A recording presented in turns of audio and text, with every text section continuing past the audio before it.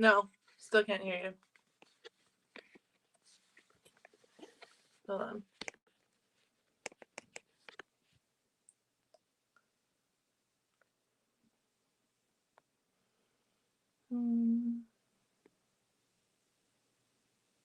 Volume. Can you hear me? Yeah? Okay. Okay, 1 sec. I'm gonna get my AirPods.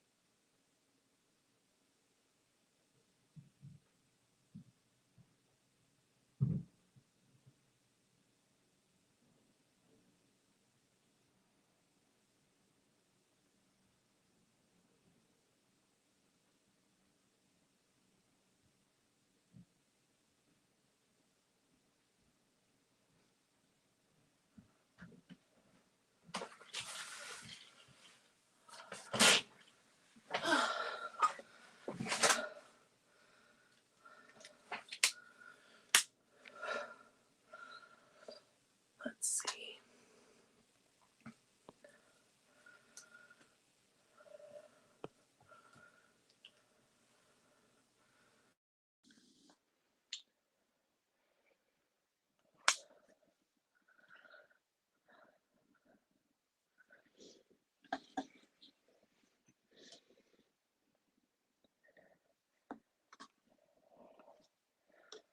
What the heck?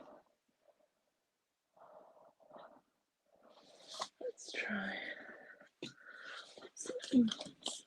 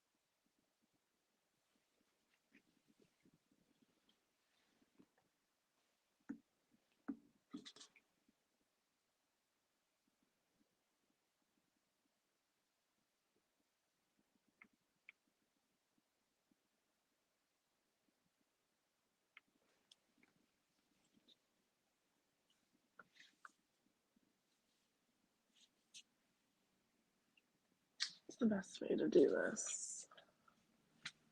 do it like this for now.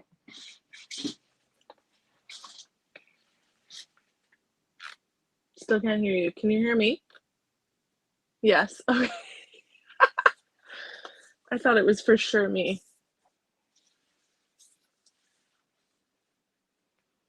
I wish I could help you. Your mic looks legit though, so.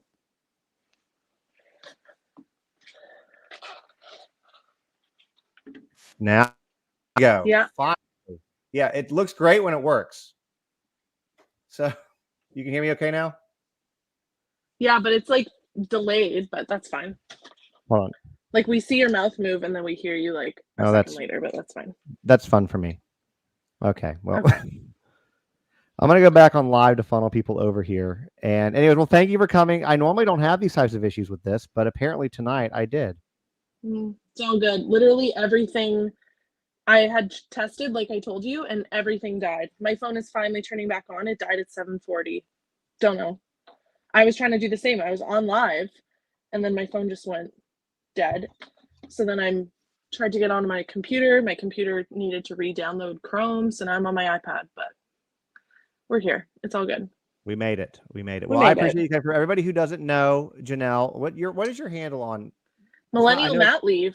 Yeah, Millennial Mat Leave. Right there. Yeah, duh. I just look at Janelle, like Janelle Marie, and that's what she pops up when I look at you. You should definitely follow her. So she is a. I'll let you introduce yourself. I said you can do it. You don't. Sure. I'm a self-proclaimed. No, I guess I'm a coach. I'm a boundary setting coach. My platform is primarily for people who have narcissistic and challenging in-laws. Yeah. So I talk a lot about that. I talk about how it feels. I talk about communication strategies. I talk about marriage things. Is that a good intro? That's me in a nutshell. Yeah. Thanks. So I have people like texting me and stuff on it too, like so they can't hear you.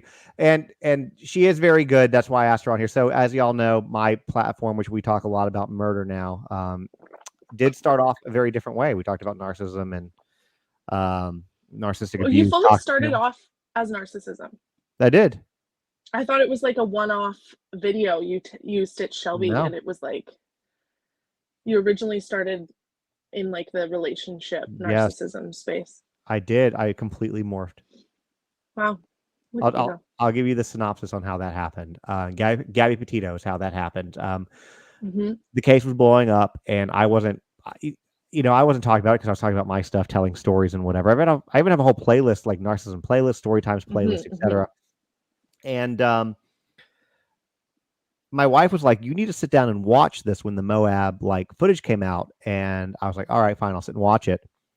And basically, what I noticed in that was that Brian Laundrie's like mannerisms, the way he spoke, the way he gasped, I was like, "Holy shit, this is a lot like my mom." And then people just liked the way I covered true crime, and so I just kept growing from there. Like I literally, the first video, that one that I posted, that's what like started the channel. And I didn't even expect anything to happen with it. I just did it for a self-healing kind of journey.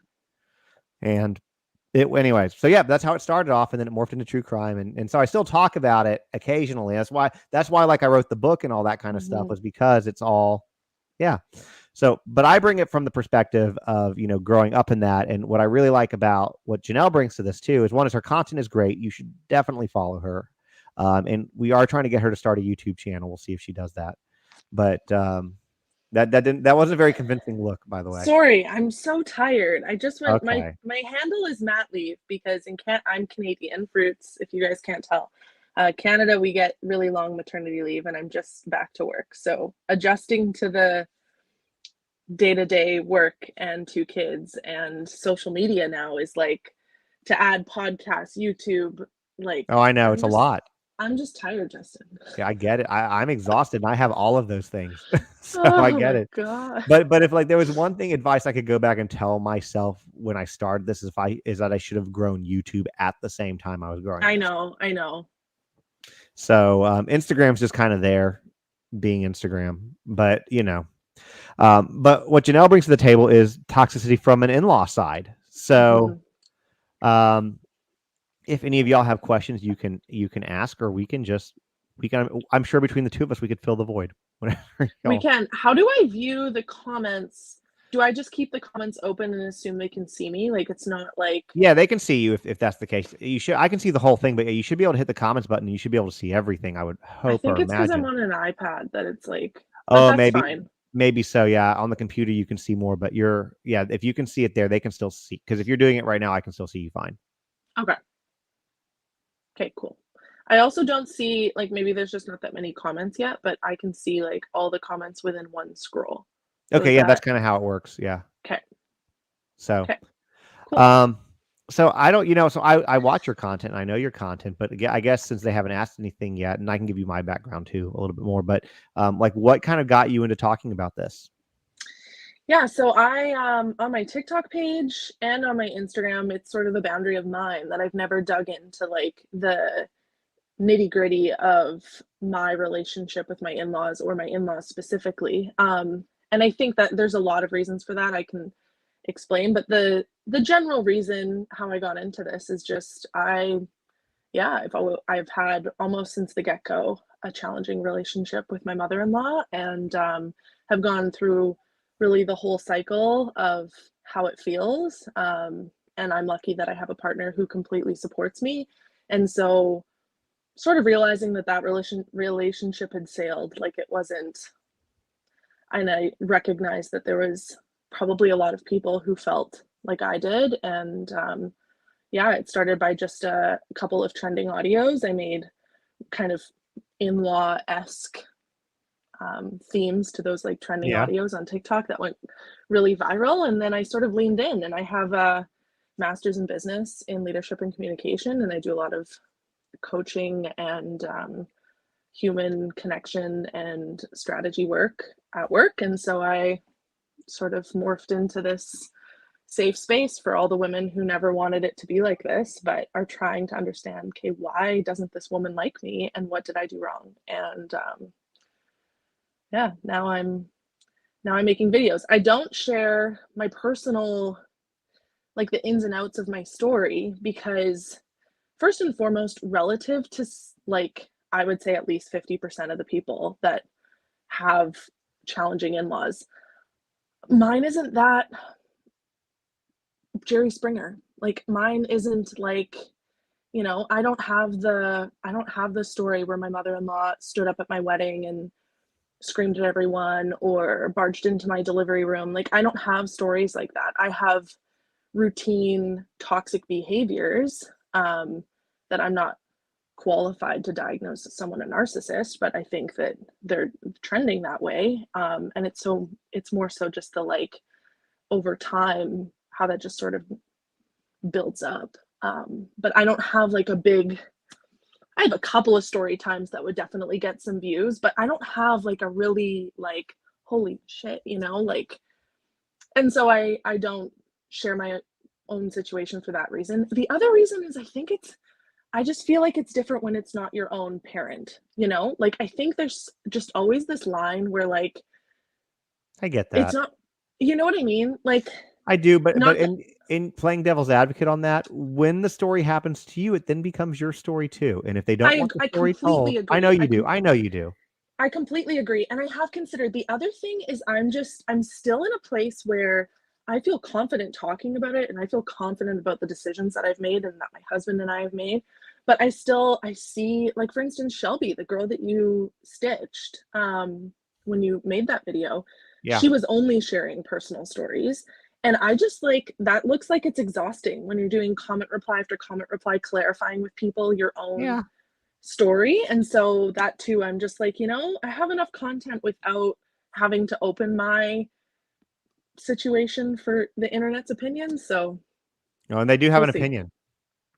Yeah, they do. They very much have an opinion. Well, somebody's asking, and by the way, for the people who are watching on TikTok, we are doing this on YouTube. So if you do have questions, jump on over to the YouTube side and ask them there. And well, somebody asked to have a question for you. I don't know if you can see it. If you come back from I the can. comments, This is cool. okay, cool. I can also throw it up on the screen. This is why I'm telling you, you got to do this YouTube thing. Yeah. Okay. Well, I'll Just let me know whenever you're ready to do it. Just Yeah, whenever you I have will. time and you want. I love to help other creators grow and do things. It's just like something I enjoy doing it because I don't know, there's something wrong with me.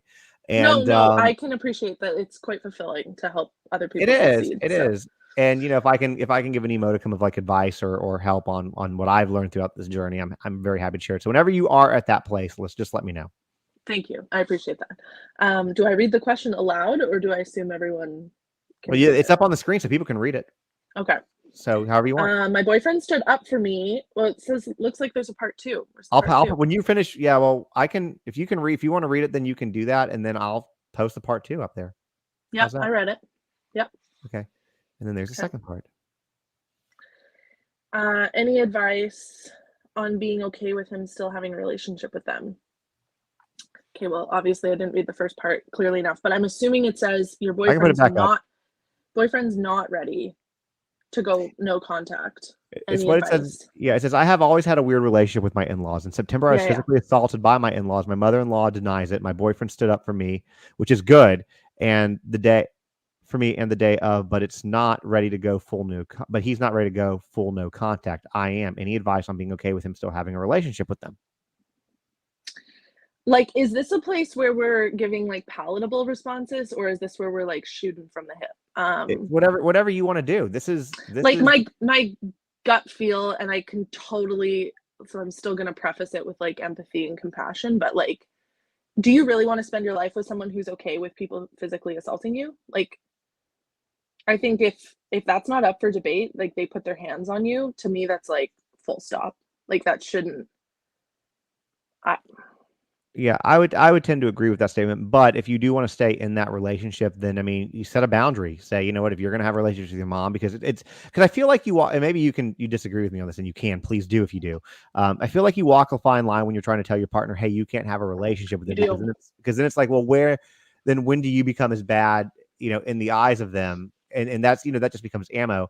But like my wife, so I'm full no contact with my mom. It'll be 5 years next month, and we've had the discussion, and we're with my story, which we can talk about later if we get to it. Um, there is no world where my mom can come back at this point. Hmm. It's been too long. It involves my child, and my child comes first. That's just how it is. But my wife has said, if you decide that you want to have a relationship with her, I will never stand in the way from you, but I'm not going to, and that's her boundary. So you Hmm. can always do that, but I would agree with Janelle with you don't want anybody to be okay with somebody physically harming you.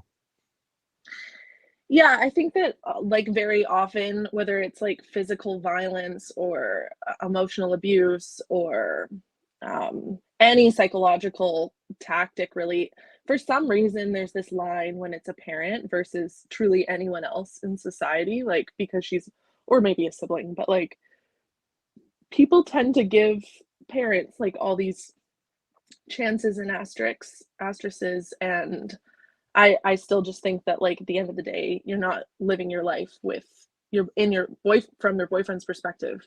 He's not living his life with his mom. If his decision is, I don't love you enough to for my mom physically harming you to make me want to not talk to her anymore, then that's like a self-reflection he needs to have. But realistically, if he's not ready to go full no contact, but stood up for you and observed the fact that his parent lost control to the point where they were physically your mother-in-law was physically assaulting you, like to me that's a immediate call to a therapist. And that could also be the boundary. That's what I've learned from the Mel Robbins podcast is no, you can't you're right, Justin. It's a slippery slope. I think when you're telling people to cut people out of their life, like ideally you want to come to that decision yourself, but you are allowed to have a boundary to say, like, I'll continue in this relationship, but you need to talk to a counselor about this. Like, you need to get an objective third party opinion on this. Yeah, I think with that kind of stuff, I would totally agree with you. I popped up the response on He does the not screen have too. the same relationship with them as he once did. He has a niece and a nephew and does not want to lose that relationship. Okay, so that's actually very closely touching on. No, I should clarify. My in-laws have never physically assaulted me or anything, but yeah, there are sometimes other factors where if your boyfriend has said, I totally disagree with what they did. I have no desire to have a real meaningful relationship with my parents anymore, but for the sake of having a relationship with my niece and nephew, right now this is the only way I see forward, and you're comfortable with that. I think a lot of people also feel like even though they've successfully compartmentalized, they need to be putting up more of a fight against their boyfriend or husband continuing to see their in-laws. Oh, he is in counseling. Okay, then I honestly think it's probably just a matter of time until it'll organically probably he'll come to his own decision on that. That's my that would be my prediction on that circumstance. I But think that it happens in stages because no contact is it's a big decision, and huge. it doesn't happen overnight, and that's kind of the thing. Like there's a lot of shall we say, of the older crowd that makes videos talking about that their family somebody went no contact, and that it's a trend. And it really gaslights and trivializes the whole reason for it. And I think that when you make a video like that, you're like, I completely understand why these people don't talk to you anymore. And because you don't take it seriously. And but it's a big decision to make that, but it does happen in steps. What first happens is you'll start pulling away, you'll start questioning things, and then you'll eventually get to that whole no contact portion, because you'll realize that by pulling back, by limiting contact, that hey, my life is less stressful, it's less dramatic without all of this stuff going on, and you find yourself a lot happier. Mm-hmm. It's a happiness, but it's also like there's still like some grief. There's still like, and this is more so speaking from the in-law side, I guess, is more so like it's more peaceful, but there's still just that like you still have ebbs and flows of feeling grief for the relationship you didn't get to have. I'm sure it's the same with your own And I parent. love that how you worded it that way, because I just want to clarify that, because you're not mourning the person that it's like a death, but you're not mourning the person that you lost. What you've come to find out is that you're mourning the person that you should have had. Completely. And that's what you were saying. That's where a lot of people, I think, get hung up on, or they'll lean into their grief, or they'll listen to their grief, thinking that kind of the same way that people go back to a crummy boyfriend or girlfriend, right? They put these rose-colored glasses on about the experience when you're not mourning that person, you're mourning what that relationship, you had glorified it in your head. And that's definitely true about obviously parental relationships in adulthood and in-law relationships in adulthood. But back to that person's question about any advice, I would say if your boyfriend's relationship with them has forever changed, he's in counseling about it, he doesn't have a close relationship with them, if you've compartmentalized it and he's okay with you being no contact, he's not forcing you to go to anything you don't want to go to, he's still very much prioritizing the relationship of the two of you, but just they are sometimes at things he attends for the sake of his relationship with his niece and his nephew. I personally think that I think that's fine. I think that's fine, and give it another year and check in, or give it 6 months and check in and see how you're feeling about it. I do think there's a lot of people, this is what I was saying before, I think there's a lot of people who think that they need to be more upset about their partner continuing to have some sort of contact and them being no contact on principle, just because they're like, these people are unkind, they shouldn't get to see their son and not have to be nice to me. Whereas I sort of think whatever's going to bring you the most peace is fine. Like if you feel okay that your partner's going to go see them, he doesn't want to be best friends with them anymore, that relationship's forever, wherever. I think that however you feel good about it is totally okay. Yeah, I would tend to agree with that. And I don't understand if people who are in that situation, because I think that if you get to the point where you just truly don't care anymore, then you don't care what they do, I don't care. Yeah. I don't care. That's where I'm at now. Like people will message me, and that's what's tough in this space, is people will message me asking about like, what do I do? My mother-in-law is always telling everyone in our town and at our church about how awful I am, and I hear the things that she says, because I'm like, and I try to empathize successfully and imagine. I remember being in the thick of it and hearing the things that my husband's second cousins would hear from somebody, and then I'd be so. Now I truly don't give a shit. My mother-in-law could rent a billboard in the middle of our city saying some heinous stuff about me, and I'd be like, that's embarrassing for you, honestly.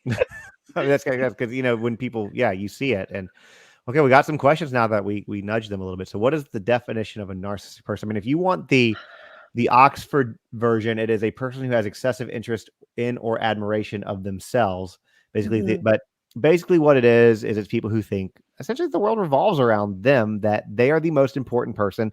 And frankly, and I'll let you, piggyback off this too, but frankly, it's people who, they lack empathy. They lack the ability to love anybody but themselves. They don't care who they hurt as long as they benefit from it. Yeah.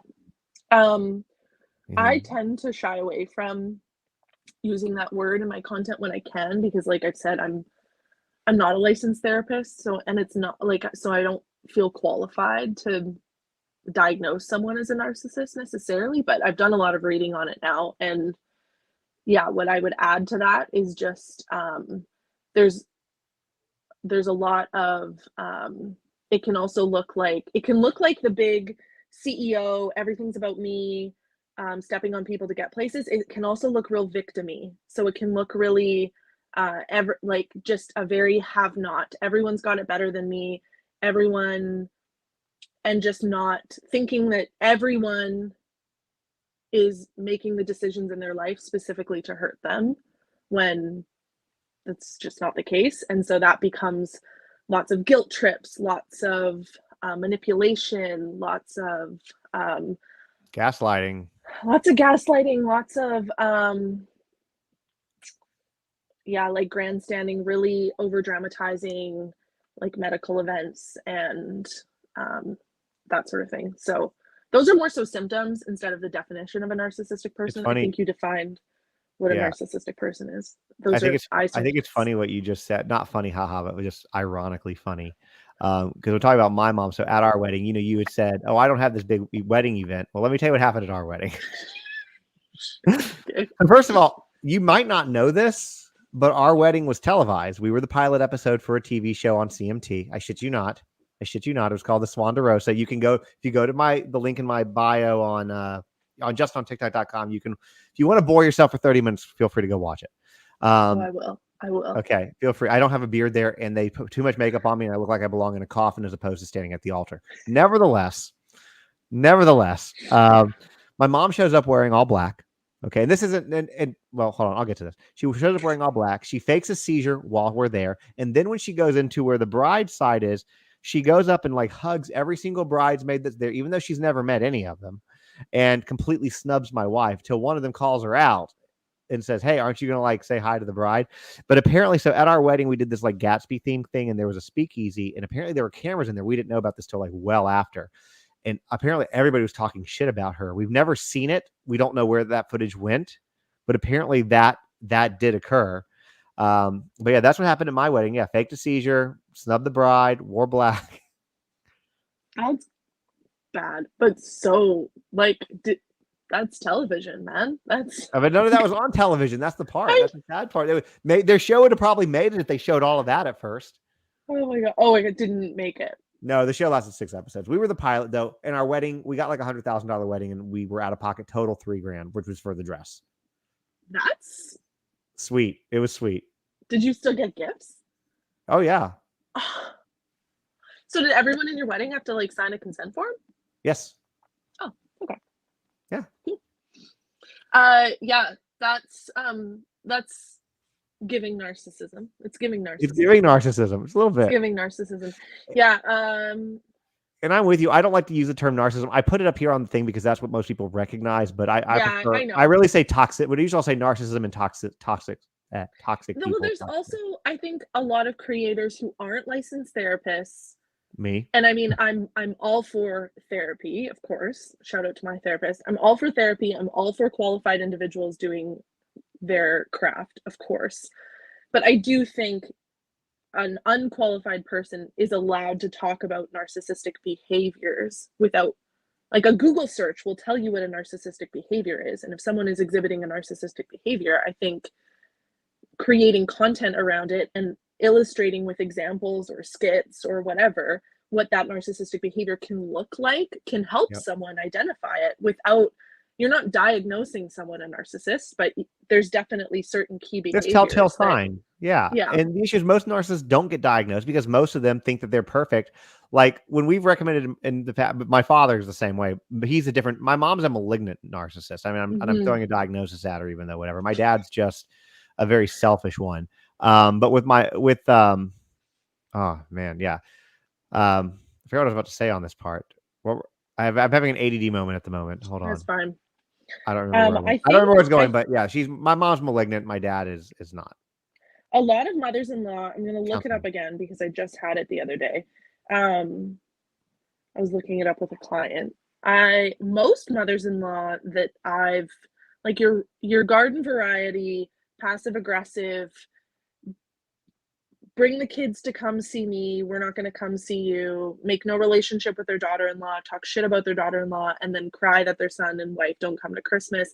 That garden variety mother-in-law is typically they suffer from a sprinkle of histrionic narcissism or Oh. histrionic personality disorder, Which they which don't use that is term that much anymore. But yeah, I think which is that's like my an mom too. exaggerated emotionally and attention-seeking behaviors. That specific sprinkle of we went no contact for a while per my husband to his mom, and he told me, man, I wish I had the relationship with my mom that we have with yours, but we are so stress free without her. It wasn't Yeah, so really a that's question, but I felt it was worth showing that. it is, and that is content that I make a lot of the time, and it always goes viral because there's always people in the comments, sisters, mothers, who say, well, you should make it should be equal with both families. Should be equal with both families. And there's always this huge gap in okay, but whose responsibility is it to create even the level playing field so that it could be equal, right? Like it just becomes a chicken and egg dilemma so quickly.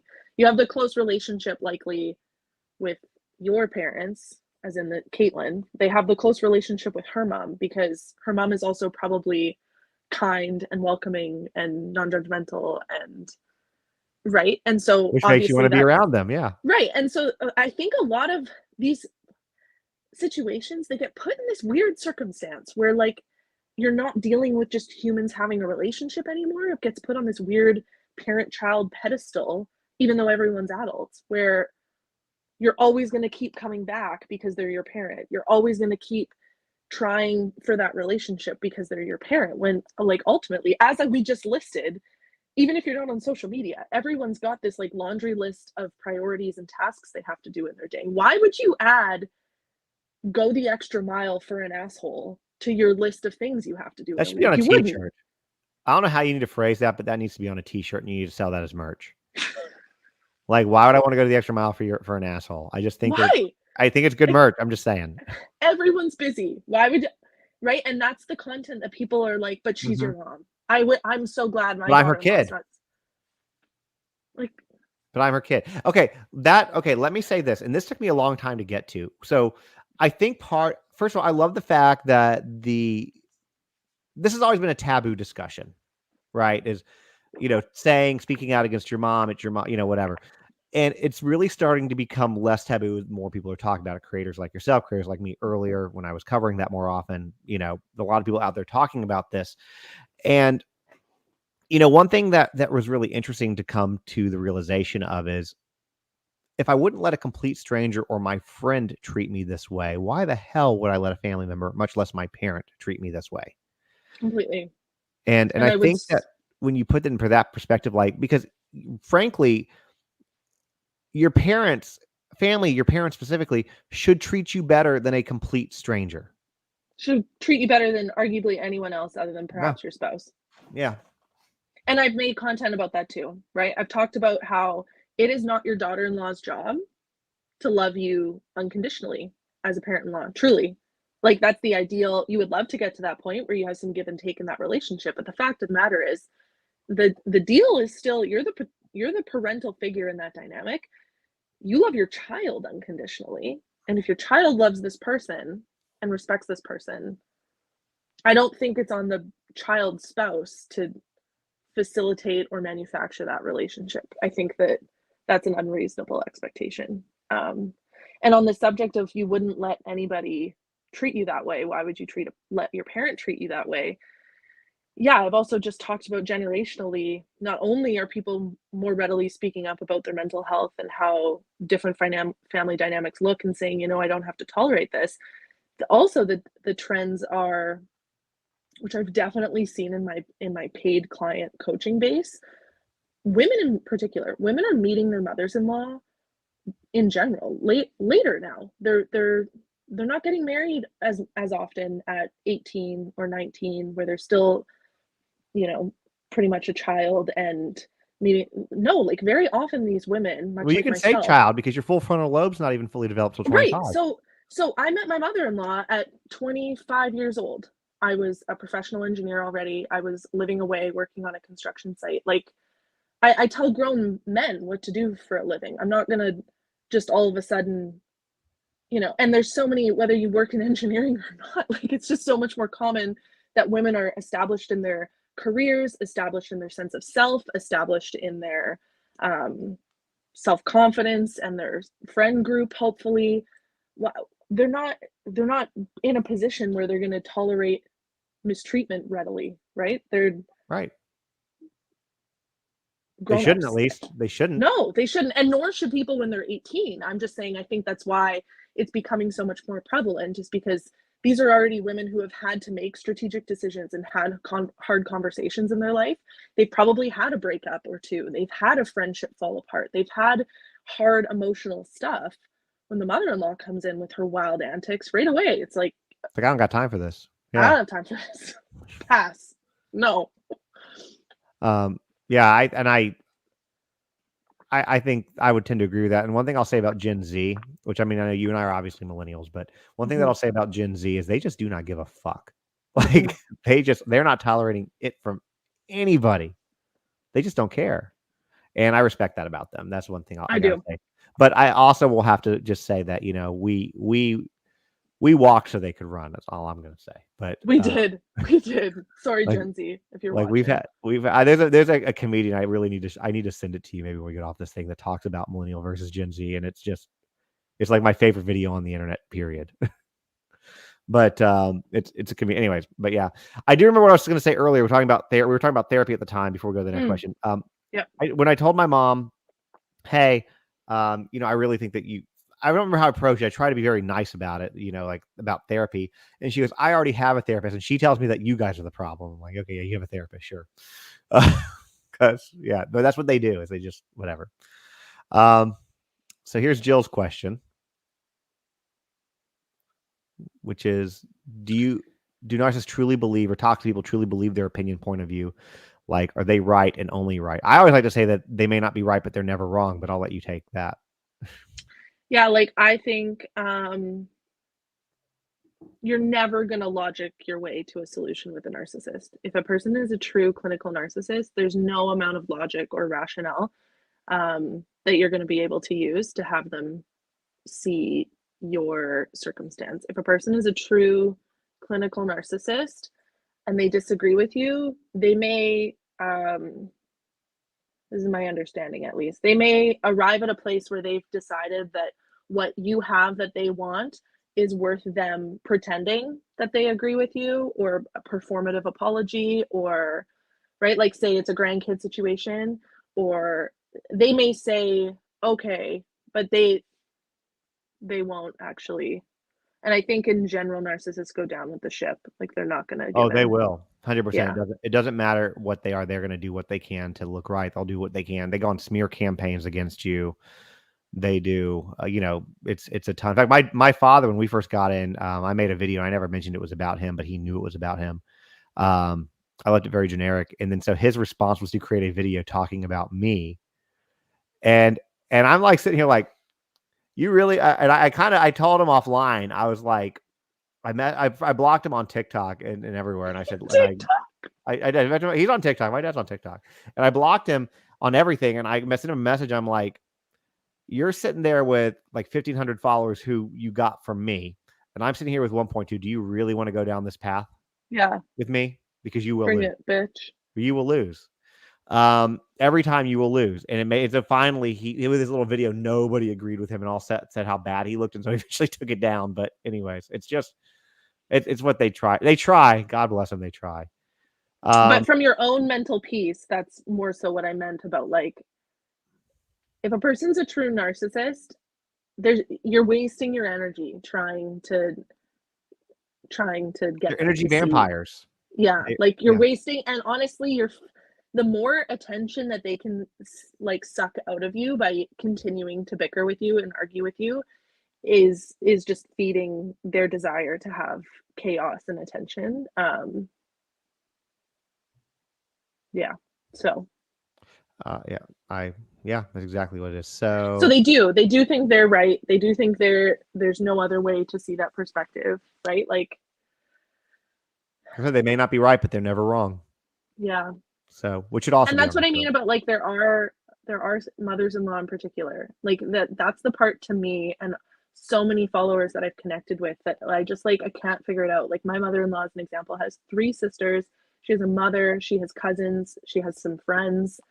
How did not one person in this entire, she has next to no relationship with both of her children, and it didn't just happen overnight. Like, how did none of the other female people or male, but like, yeah, like, how did my father-in-law let it happen? But like, him aside, that's pretty common that the father-in-law is sort of complicit to they're the, beat down and they're tired. yeah, They just want to get to the like, point where they're dead. I just said, like, if I were to end up having no relationship with both of my adult children and subsequently almost never see my grandchildren, yeah, I'm mad at myself. I need to grab a mirror and figure it the hell out. But I'm also looking left and right at my sister, my sister-in-law, my best friends. Guys, like, did no one want to V8 smash me in the head and like help me see?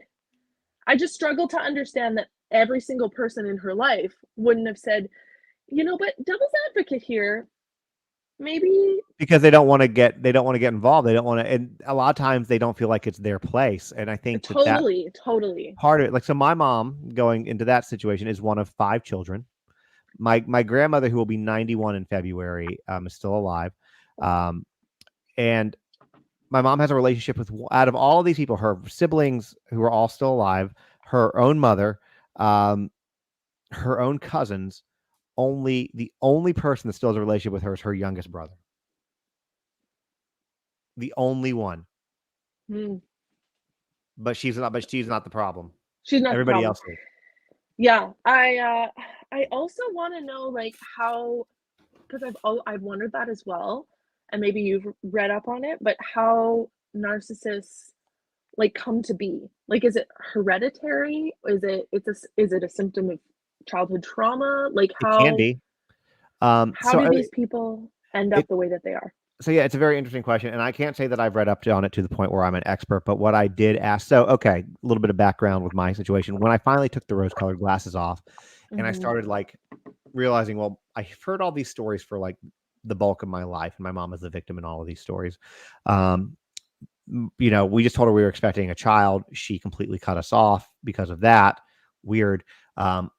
I'm going to start calling the people that I've not been allowed to have a relationship with and finding out that I just want to hear their side of the stories. And so, I called my aunts up, called my grandmother, because my mom, I wasn't allowed to talk to my grandmother anymore because she wasn't talking to her grandmother. I'm just grateful that my grandmother's still alive, that I could, fix that.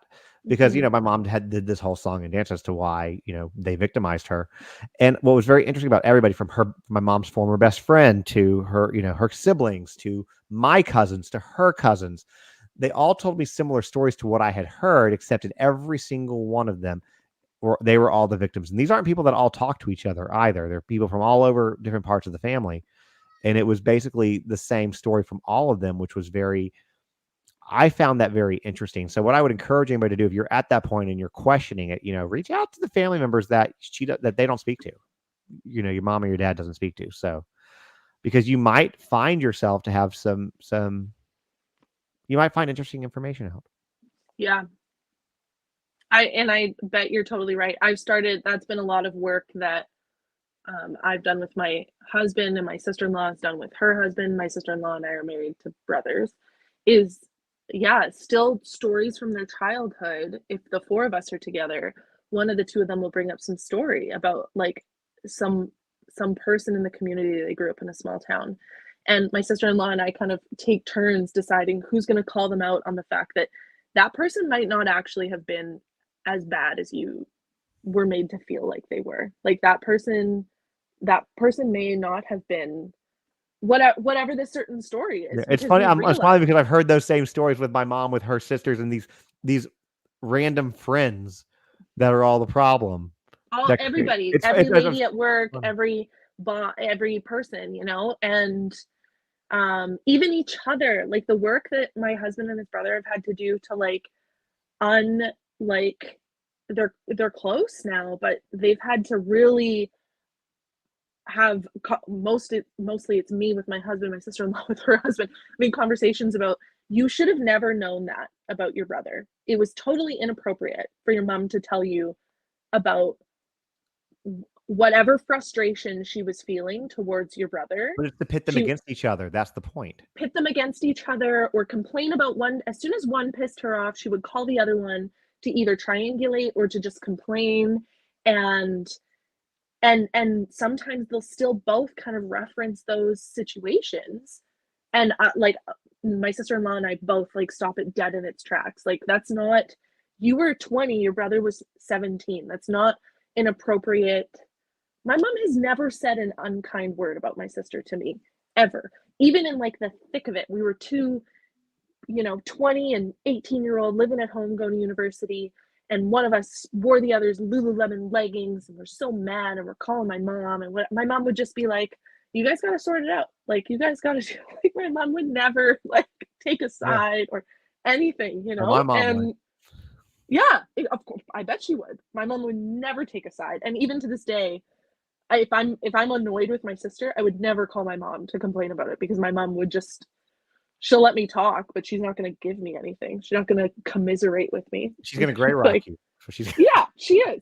She's going to gray rock me, which is what she should do. She's Switzerland. I get along great with my sister, but we're humans, like, people get frustrated. Siblings fight. Yeah, siblings fight, totally. But it shouldn't be. Parents and children also fight. And as an adult, it's never appropriate to call your other child to vent about the argument you're having with your other child. Don't you have any friends or siblings yourself? Or a lot of people don't, though. That's the issue. Right. So then, like, that's where so many of these situations become so toxic, because talk to your husband about it. I don't know. Yeah, I'm gonna throw this one up because I like this one. And I just want to, and I'll let you elaborate on this, but I think you just get to the point where you're just done. You've had enough, and you're like, I just don't have the fight in me anymore, and you're just done.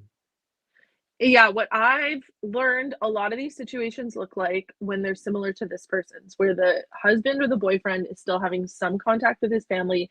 You've decided, it makes me upset or unwell, or I just don't want to see these people.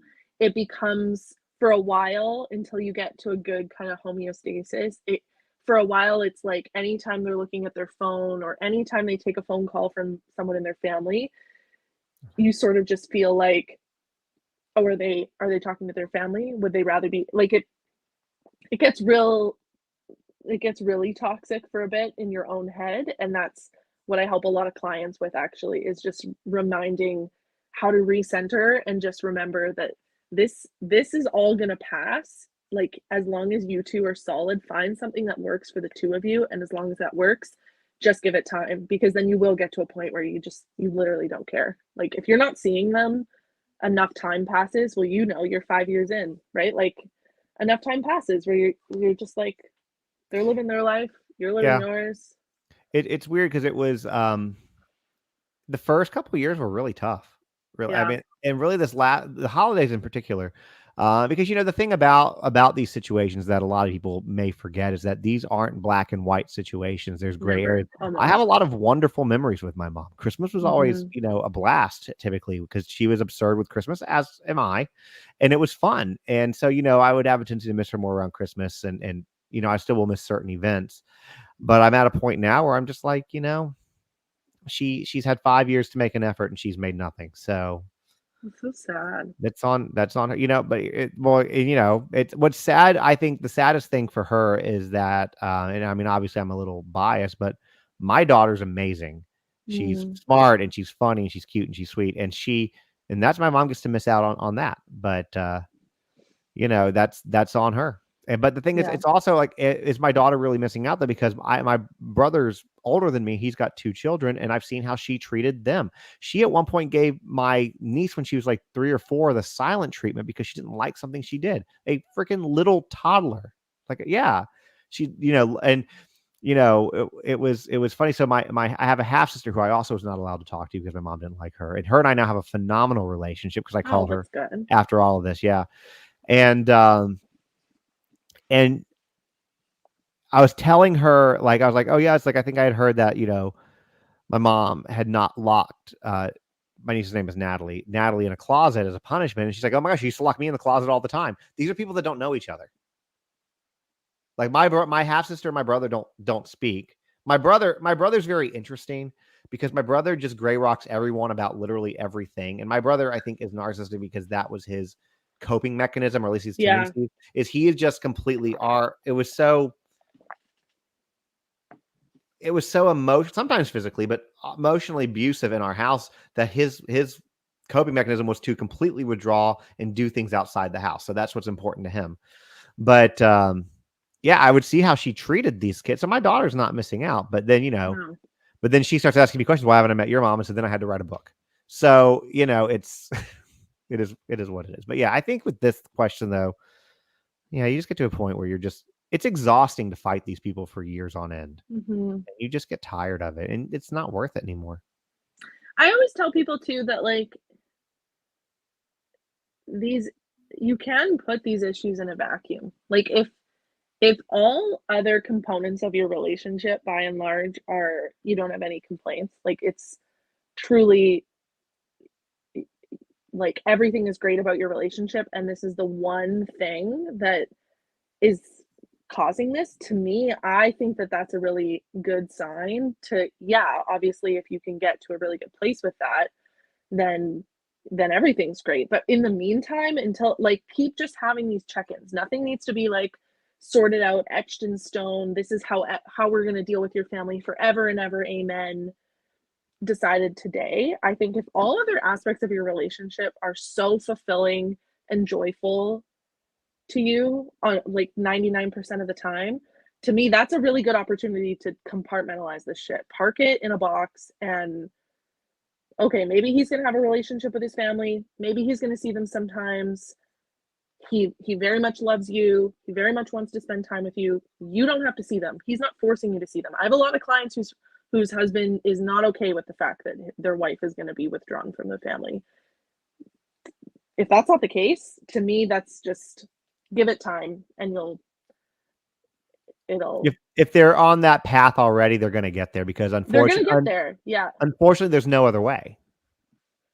Not really. No, no, So truly. And I think everyone I know who's seeing therapists in addition to talking to me or just followers who have told me or therapists themselves, that's what a therapist is going to tell them. Therapist is going to say like you're going to get there eventually. So yeah, if you're fine waiting, then this one was interesting.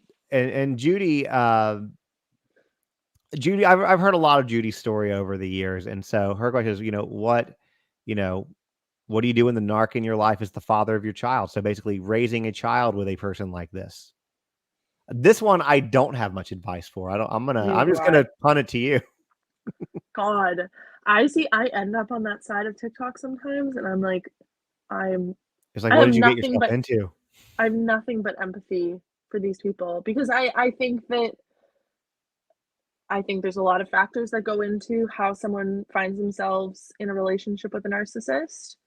Happens to a lot of people, right? And you don't know until it's too late because narcissists, love bombing is a really common trait of narcissists. And depending on what your childhood and your past relationships look like, which you don't need to fault yourself for, you can be really susceptible to, I think anyone can, but especially certain personalities can be really susceptible to love bombing. And then you're in a situation like Judy or whoever Judy's talking about. So I think that too, when you are in this situation, and if you're trying to raise a child in the same household with one, you're still in this relationship, then you know what? Just pray because that's really the only thing you can do. But you know, it's because they're going to be constantly contradicting you, constantly undermining you. But you know, when you get them out of the house, you know, the only thing that I can say to do is just do your absolute damnedest not to speak negatively about the person. Your children are, you know, kids are pretty perceptive, you know, a lot more than we often give them credit for. And, you know, they'll figure it out, you know, Yeah, eventually. I think that that's what some of the estranged parent channels talk about is they talk about parental alienation. And so I think that's what a lot of people who have found themselves in a situation where the father of their child is a narcissist, they're worried about is because they might have a moral code that doesn't allow them to speak negatively about their child's partner to their child, but their ex likely doesn't possess that same moral code. I can guarantee that they don't. And so I think that's a really big fear for a lot of people is the more time that their child spends with their narcissistic parent, the more opportunity the narcissistic parent has to And they do. have, yeah. My And mom did that's that with my so, dad and I. Now, my dad was also problematic in his own rights, but my mom did that with my father to both. My dad and my brother didn't speak for 13 and a half years because of shit my mom did. So, and for them, I think it's just like a power thing, a control thing. Like, I 100% think is they power. just I think they just like being able to feel like they did They like to something. watch it burn. Yeah. Is what it is. They just like to start the fire to watch it burn. So So what they're do you do? I don't know. I think in like if you don't live with this person anymore, I think that's a situation where you have as little contact with them as possible. Like I think there's people who have found themselves co-parenting with a narcissist where the narcissist is literally not allowed to contact them directly unless it's like about certain things related to the kids. Like they can't veer from the parenting plan. The narcissistic co-parents are the ones who are always needing an exception to the whatever the plan is. They always are going to make, and then if you ask them for anything, it's a huge deal. And oh my God, it just looks so unbelievably exhausting. yeah. It is exhausting. Here's a question that I feel like was like almost set up for me here. This one. I'm I worried feel like about I got the answer to this. worried about when I have children with my boyfriend. How do you handle no contact while having children? Oh, it's a high one for you, Isn't that Justin. one like just like made for me? Lobbed it real high. Yeah, I couldn't have even asked for that. You like you I don't know if you set me up for this on purpose, but I'm gonna give you the answer. So I had the same question. My daughter started asking, "Hey, why haven't I ever met your mom?" And one thing that I discovered a couple of things. One is that 26% of millennials and Gen Z are no contact with a parent. Initially, I was saying family member, but apparently it's a parent. That's 1 in 4 of us, really slightly more. Um, and a lot of us have kids. And my daughter started asking, "Hey, why why don't we see your mom?" And so I'm like, to my therapist and other therapists that I know from TikTok that I'm friends with, from covering this type of stuff, like, I need a resource for this. Well, one doesn't exist. Well, one does now because there wasn't one. I wrote it, and it's called Boundaries. And this is a way to explain to your children. I'm telling you, like, they just said it for me. They just said it. But it's a way to explain it to your children in a way that doesn't vilify that person, while at the same time going into the importance of boundaries. And so if that is something that you want, you can go to order it on my website. You can do a hard copy or a soft copy. Both are currently back ordered. The soft copy should be here tomorrow and the hard copy should be back next week, but you can order it just on TikTok.com. And I will sign any copy you order and ship it out. But yeah, that is what I will say is It's that we very good. resource. Oh, thank you. She got a It's copy, very so good. she knows. I do. I do have a copy. Um, yeah, I'll like let I you. said, we're not fully no contact with my husband's family. I am, I suppose. I haven't spoken to them in months and months and months, but we're not officially, like my kids saw them for very briefly at Christmas, that sort of thing. My husband will occasionally see them, more so at my brother-in-law's house, which is nearby. And so we haven't had to have those conversations really. Yeah, it's but I'm waiting. My daughter is just about like there's been a couple of times where I thought the next question she was going to ask is how come we don't see daddy's parents as much, or how come we, because we see my parents live down the road, well, not literally down the road, but they live in our neighborhood. Like, we're with them daily, almost not daily, but very often. And if we're not with them, my kids are asking to FaceTime How old are them. yours? My kids are 4.5 and 1.5. Oh, so yeah, it's coming because mine's 4.5, so it's coming. Yeah. You just So my wait. son, even at 18 months, like, he'll bring my phone over to me and go, "Mama, Papa," which means call my, I need to talk to my grandparents. Call my Yeah, Victoria grandparents. does the same thing with Papa. She calls them Papa and Gigi. So she'll do the same thing. But see, now when they ask, now you have a book, and you can just change no contact to limited contact Yeah, yeah. in the book, and now you have a resource. But my husband and I have had conversations about it. Like, if she ever did ask, and he said he would be honest with her. He's like, I would probably tell her that grandma doesn't make me feel good. She doesn't make me happy all of the time. So I don't want to see her all of the time. And I'm like, well, you're gonna open that can of worms. So good luck with that. My daughter's the queen of why. Why? Why? I got a weird thing on my TikTok one. Somebody kind of came in and was like, "Can you please explain to people that I'm not the real dad and stop vilifying me?" I mean, I'm like, I don't even know what this guy's talking about. Sorry, just I just kind of I'm saw not that. the real dad Yeah, it's weird. I don't know. I have no idea what this person's talking about. Because I have on your TikTok live. on the TikTok side, because I have TikTok there to try to sway people over to YouTube if they want to see both of us and be part of this discussion. And I just kind of caught that at the corner of my eye, and I'm like, that's strange. Anyway, so It's jarring. no, you're good. I'm trying to go back through and look at the questions and statements here. This is a good one. I'll go ahead and put this up here. What Tammy said. Usually people who go to therapy are not narcissistic. Narcissistic people don't feel anything, and that's their problem. And I'll go one step further than that. If you are like, am I a narcissist? The fact that you're asking that question shows that you're probably not. Because Yeah, it's so interesting. And I've asked some of my followers on Instagram in particular who are therapists about that. Like, do they find when they're working with clients who are having all of these personal issues, not, never mind not internalizing it, but even just not then feeling like you're self-diagnosing yourself with all of these things that you're seeing all the time? Because that's definitely, because of course when I'm making these like this content, that's a mean comment I get all the time, is that I'm a narcissist because of my content. And it's definitely caused me to pause so they many out times. themselves is what they do. They're outing themselves. Yeah, I know. You're triggering them. It's definitely made me feel like, oh, maybe what? And then I have to, like, then I'm talking to my therapist and and so then, yeah, now we're saying, okay, so maybe narcissistic people or borderline people who go to a therapist, and the therapist saying, no, your child's the problem. Maybe my therapist is just, no, but she's given it to me straight. So I know that she would tell me if that is the problem. The trick with those comments is you just need to make a clapback video about them, and then let your followers do the rest. Oh, I do. Sometimes I do. But then I feel guilty because I feel like I don't want to, no, I don't feel guilty about the person I put on blast. I feel guilty about all the people who are in my comments positively every single day, and they're not getting this.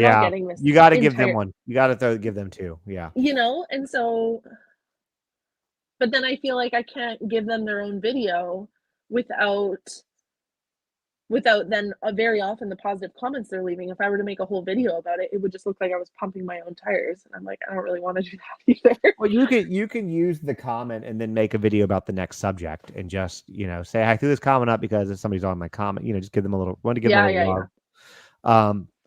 So somebody asked, how do you reason with one? Or is it, I guess, just wasting energy? You don't reason with one. Yeah, you can't reason with one. They are energy vampires, and you just have to gray rock them, which gray rock them basically means be basically stoic. If they say something, just like, yeah, okay, sure, and just don't give them what they're looking for. Yeah. So sometimes they'll also like bait you. So they'll ask you a question that they know that you give a shit about. They'll ask you a question that they know they'll get a passionate response, or they're asking you about something they know is important to you, just simply so they can come in and either make it about themselves or rebuttal whatever your statement was or judge you. And so that's really hard and exhausting too, where it seems like they're inviting you to open up, or it seems like they're trying to connect with you, when in actuality they're just like, it's the old bait and switch. Yeah. Yeah. And that sucks. They know how to work it to do that too. They know how to, like, typically, especially if they know you well, they know how to push your buttons just enough to get you to react in the way that they want you to. See, and that's where I feel like there's a lot of, like, I don't know if uncertainty is the right word, but it's sort of for debate, I feel like, because this exact premise that we've just talked about is so common with the mothers-in-law and the new mom daughter-in-law space, where the mother-in-law or the bride to be space, where the mother-in-law is asking questions about the wedding or wedding planning or the baby coming, what they want to do about this, what they want to do about that. And then when the daughter-in-law gives her answer, the mother-in-law not only comes in with something totally dismissive, comes in with an irrelevant story that she was not asked about from 1986, and then it's this awkward, the daughter-in-law is in a position where she's like, okay, so why did you ask me then? If you were just going to judge what my decision is, demean whatever my choice is, and project your own belief on my situation. And that was the whole goal. That was the end goal. And that over time, and the baby boomer age women or Gen X age women, the mothers-in-law in this situation, don't see it as eroding to the relationship as it is. Like, how many times do you ask a person what they're planning to do about this incredibly important and exciting life milestone, and then shut them down until they just decide they don't want to have a relationship with you anymore? But then they're the bad guy. They're the one who broke your family apart. No, you were a jerk. You were a jerk over and over again. But they don't take accountability. Sometimes it's not malicious. Sometimes I do feel like it's true ignorance, but it's ignorance combined with this weird generational inability to have any accountability. So they may not have done it strategically like a narcissist would. They may have just done it ignorantly. But then when they're talked to about it, they get so defensive, it snowballs into this huge issue. It's really too bad. Yeah, I think with the comments, because I'm scrolling down, so I think I'm going back a little bit. So I think these comments are from when we were talking about, like, how does somebody become a narcissist, and I won't throw them all up there. I'll kind of just read them, but well, I can throw up there. I read it was hereditary. I heard somewhere it was learned behavior. Can drugs cause it? Does that sound stupid? And here's what I'll say to the drugs one. I'm going to say that I don't know that to be sure. Maybe you do, but, like, I would say probably no. Just drugs probably don't cause narcissism the same way drugs don't cause someone to be racist. No. But I would look up lead poisoning, because there is something about the lead poisoning. Lead and asbestos. Yeah. Yeah, I was talking to my dad about it, actually, because a lot of people have been putting it in my content, in my comment section. And so, yes, I know I have Google, but I also have a dad to answer dad questions. And so I'm like, Dad, people are talking about lead being the reason that baby boomers are struggling with impulse control and struggling with all these mental health, like cognitive reasoning and stuff. And he's like, oh yeah, big time. Like, oh, and then we Googled it as a team, and sure enough, long-term lead exposure can... I'll give you a fun fact that I learned, like, literally last week. So when you were in school, if you were like me, and like a lot of people, you probably chewed on your pencil at least a little bit. I did. Do you know what year they got rid of lead paint from pencils? Probably like 1992. No, much earlier than that. Okay, so you're okay. 1978. 75, I was going to guess. Yeah. Yeah, 78. So that means, you go 20 years prior to 78, you're in, 1958. So that, I'm just saying, like, that's the entire run of the boomer generation had basically lead pencils throughout their entire thing to, and pipes and like gas. And I don't know what, I assume they didn't have, like, their cribs and I assume it was just wood. I don't know if they would have had coatings on it, but you should see my son's crib. My son's crib, it was my daughter's crib, then my son's crib. When they're teething, like, it looks like a beaver went to town. Mine did too. I would not. Of the crib. And so I thought of that too. I'm like, if any of these boomers had painted cribs, that explains, like, if there was lead paint on that crib, my God. Yeah. Or lead and so they used it in everything, just like they used asbestos and everything. And it's highly toxic. But I meant to say this earlier when we were talking about it, and then I got sidetracked. But what was interesting, when I was asking my aunt and stuff about my mom, and my grandmother about my mom. I'm like, when did this behavior start? And she goes, they're like about 14. She Mm-hmm. said, and I said, okay, what happened when she was 14? And she's like, well, Mm-hmm. she ran away, and she sent a letter to your grandfather. This is my grandmother telling me this.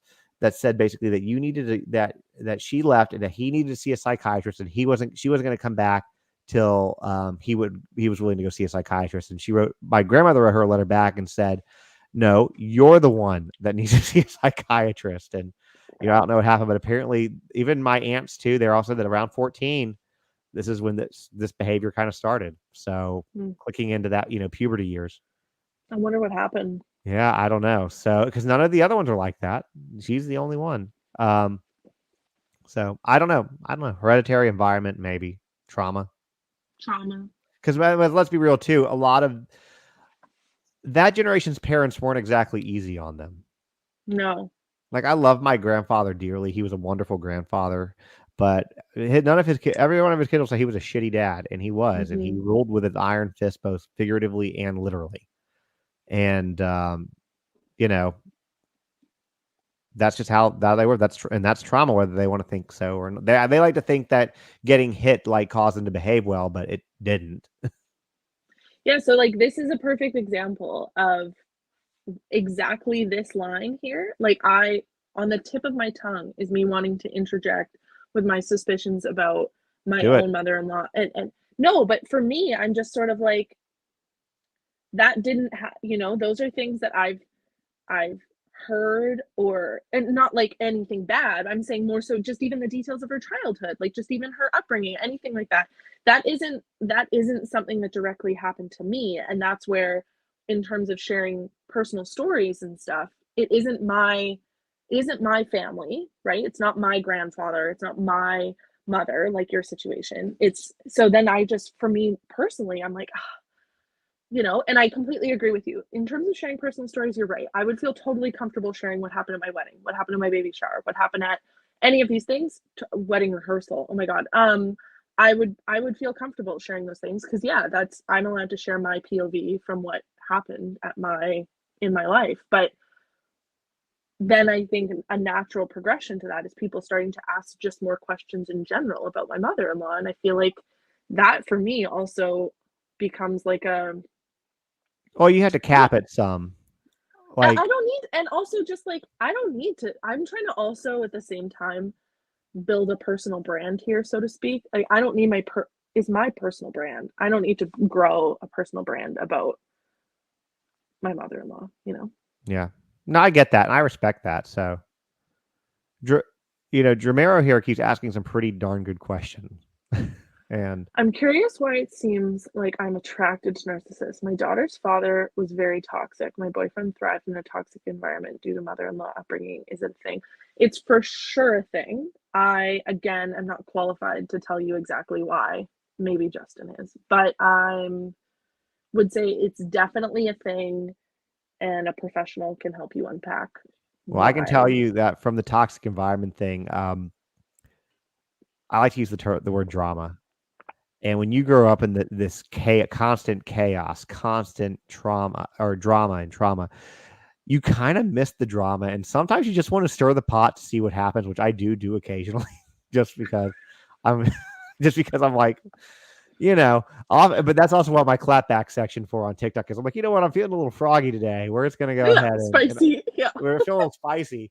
So I'll save comments like, and sometimes I'll let people know too. Like, and if you ever see this comment from me on a response, I've already saved the comment. You can't delete it. It's too late. But like, if I see something like this will get a video response later. I don't know when, but it will get one. Hmm. So, and I save it for when I'm having one of those moments and I want to start shit. So, Good for you. I you should know, start doing that. I it's have very screenshot over therapeutic. the months. I've screenshot the most heinous comments I've ever gotten before I block and delete people, thinking one day I would get in a real editing mood and like put that, like make a montage of, or do like Jimmy Kimmel and read hate tweets from people, because that would be really funny too. But I just haven't gotten into it yet. But When you get there, I know I will. Yeah, the being a I yeah, it's the drama, right? I often Love think the about that drama. too. Like some people just love the drama. And it's not to say, Dromeo, that you're drama seeking. It's just, it could just be certain, like a certain cadence of whatever communication style or peace and then quarrel is what's comfortable to you, is what you know and what you recognize. And so you may not be able to identify like red flags early on, because that cycle and that excitement of the argument then the makeup is really It's invigorating, what you know and what's unfortunately. comfortable to you. Yeah. um and what you think is normal, which, like, I think a lot of people who see, like, it's sometimes glorified in movies and film and shows, like a chaotic, volatile relationship. Being someone who's married in the least volatile relationship, no volatility in a marriage doesn't mean that it's like bland and boring and loveless, and so No, I mean, that's yeah, just it's drama's not usually a good thing, especially no. constantly. Your cortisol, like, again, there's no way, if I was in a toxic marriage or relationship, there's no way that I'd be able to be working full time, growing this business, parenting 2 kids, have all my friend relationships, like all the things. There's no way. I'd have too much, my brain would be occupied by arguing with my husband. Like, Yeah, but you're right. I think that you do get to a point when you grow up in that environment, which I don't know how Dramera, you grew up, but if you grew up in an environment where families fighting, there's a lot of arguing, then you kind of just know that to be your normal. That's just yeah, kind of what it is. Um, I how do was you deal just with? gonna click that one.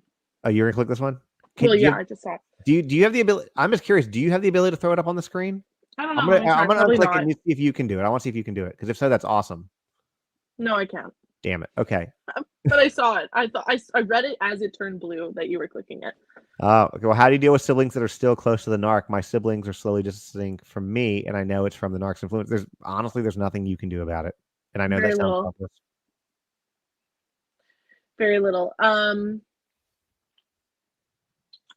I'm steadfast in the belief that my relationship with my sister-in-law is what saved my husband and his brother's relationship. My husband, we live very close to each other. We live only a street over from each other, but especially around planning our wedding, we had initially said that we wanted no kids at our wedding. And when we first got engaged, here's a personal story, dropping one.